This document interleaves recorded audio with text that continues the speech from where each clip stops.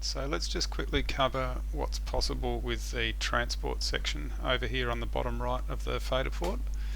And if we start with the most obvious, the big play button.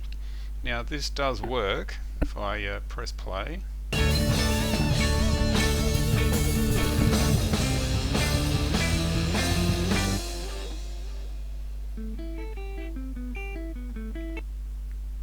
Okay, but note I did have to press stop then. The pause option for the play button doesn't work when the FaderPort is paired with MixCraft.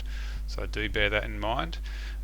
Quickly going through the other options here, the loop on and off does work. So you'll see that reflected over here in MixCraft as I press on and off, the loop works. And if I've got a selection made, then you'll see the loop start and end points get added to that selection at the time as well, which is good.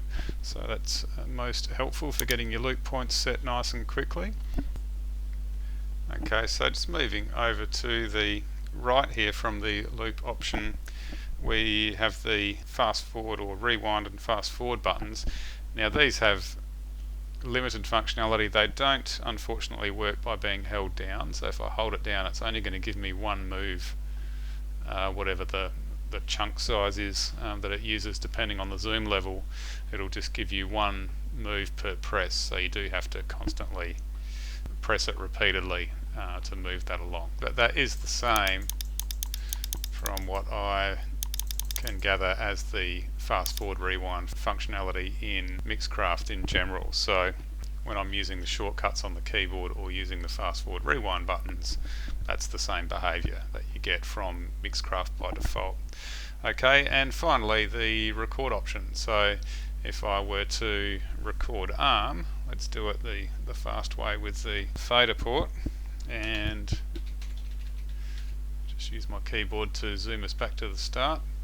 And whoops, I see now I'm on a different bank here, so I selected a different channel to record ARM than the one I thought I had. So if I go back to the beginning and then record ARM that, and now if I wanted to record, I can just hit the record button here and that will work as expected. Okay, so I'll just undo that because I don't want to ruin my meticulously prepared session, and take the record arm off that. So there is some limited functionality with the transport there, which is certainly useful and a lot faster than always having to go back to the keyboard or using the mouse on screen. But just bear in mind that certain things like the return to zero option here, for instance, doesn't work. So when pressing both of these at once, it's not actually going to do anything. It'll move left or right if you pressed one of them first.